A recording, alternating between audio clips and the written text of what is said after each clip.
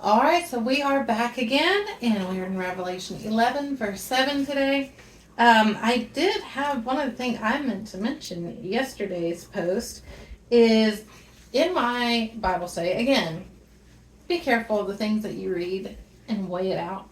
But my Bible study, because this is a study Bible, says that this temple that was being measured is symbolic of the church because there will be no temple in the New Jerusalem. John measured the temple to show that God is building walls of protection around his people to spare them from spiritual harm and that there is a place reserved for all believers who remain faithful to God. This is not truth.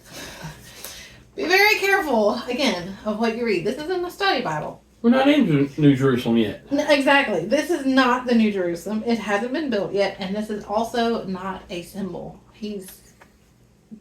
As he said many times, there's often very literal meaning as well. It means what it says. It's not something you start going, oh, this is just symbolic. He didn't really measure. Why would it say that he measured it and he had a measuring rod and did all these things if it was not actually really happening? So be careful, again, of what you read, even when it's in commentaries and the words that you hear.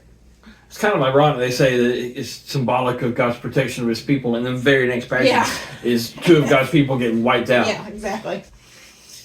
So, anyway, just had to throw that in there because I forgot I had written this note. This is not the New Jerusalem. What are you talking about? We're more than 1,000 years away from New Jerusalem. It hasn't happened yet. We're not there. No. Okay, so let me read in verse 7 now.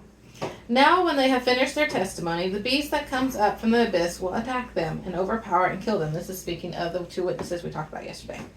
Their bodies will lie in the street of the great city, which is figuratively called Sodom and Gomorrah. Sodom and Egypt. Okay, so I looked up the Greek in this. The word figuratively means, it does not mean a literal place because it can't be both Sodom and Egypt. It's impossible to be in the same location. Also, Sodom has been wiped out. So it's not literal, but he doesn't say literally Sodom and Egypt. He says figuratively. In the Greek, it means spiritually, metaphorically, a metaphorical dimension. So this is what he's saying in this.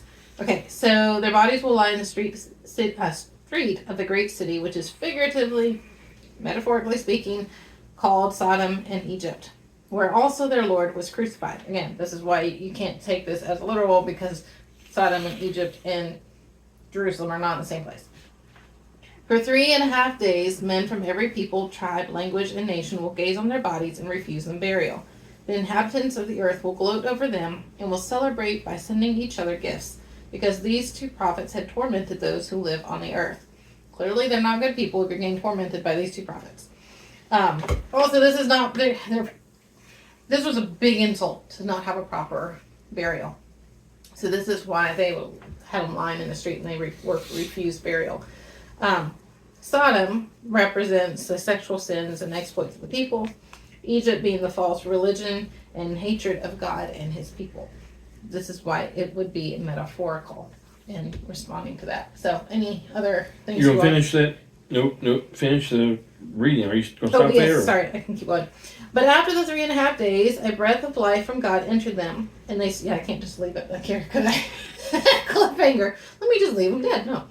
But after the 3.5 days, a breath of life from God entered them, and they stood on their feet, and terror struck those who saw them.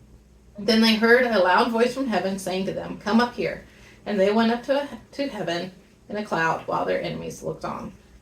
Okay, now, go ahead, because I got a couple things I'm going to look up while you... Okay. Well, not a whole lot to add other than, so the beast coming out of the abyss, at this point, probably the Antichrist has been possessed by Satan, who's going to overcome them, fight against them, overcome them, kill them, and then they'll be lying in the main street of Jerusalem. But... Are you looking up the same verse I'm looking at? No, I'm not looking at the verse. Oh. It's interesting when you get to looking around. Some other figures that are in the end times are in other places. There we go. It's not in the Quran, but it's in some of the other sacred texts. The Mahdi in Islam is supposed to be a kind of messianic figure, the messianic figure for Islam. He's aided by Isa, which they say is Jesus.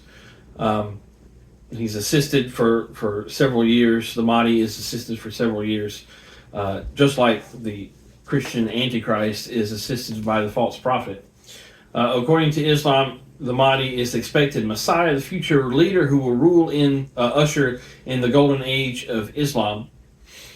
According to the Bible, the Antichrist is the ultimate enemy of Christ and will fill the world with wickedness and reign supreme prior to Christ's return.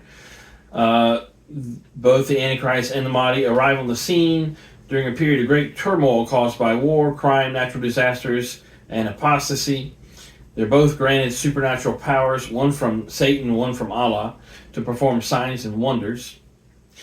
They both invade and conquer Israel and Jerusalem. The Antichrist leads a one-world religion, and the Mahdi is supposed to set Islam up as a one-world religion.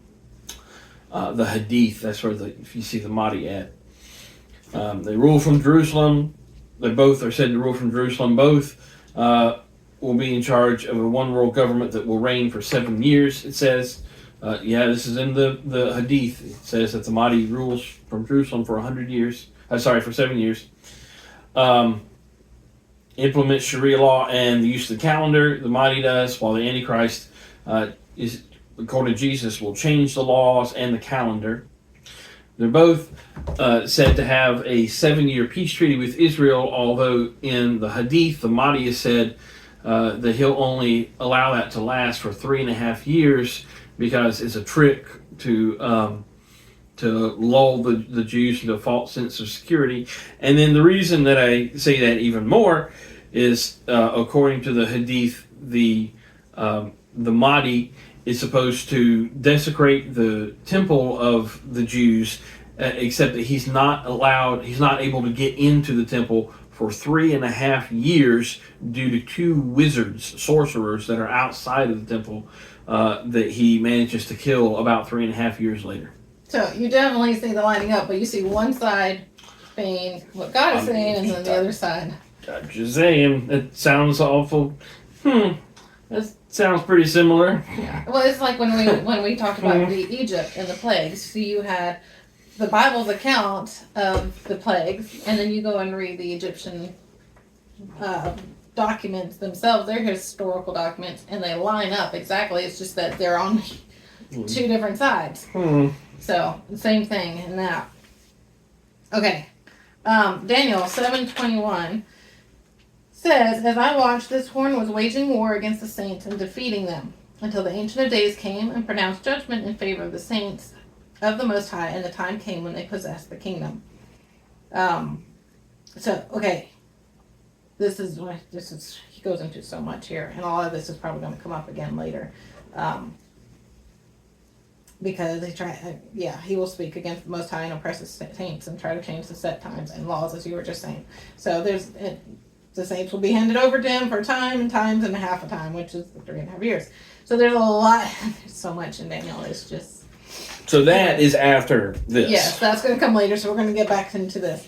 Okay, and then we have in Ezekiel 37, which is similar to what we just were reading about the 2 witnesses being woken up. He breathes life into these bones. 37:9. Prophesy to the breath. Prophesy, son of man. Say to it, this is what the Lord, sovereign Lord says, come from the 4 winds, O breath. Breathe into these that are slain, that they may live. Breath comes into them. They came to life and stood up on their feet, a vast army. Okay. But again, the Bible is not just a one-time thing that you read and that's it. They build on each other. There's things that go back, and you see them a lot. He's already giving us pictures so that when we get to this, it's something we've already. Western thought sees time doing this. Jewish and Oriental thought sees time doing this. You're progressing, but you're also repeating at the same time. So that's why you see a lot of these themes or something that you've seen before. It seems similar or familiar because it was something. Which is why there's a lot of Jewish weddings around the Feast of Pentecost or the Feast of Weeks, is because that was the time that covenants were made and remade. And so, well, if that's the time for covenants to be made, then let's have a wedding covenant here. Because every year it's the same circumstances and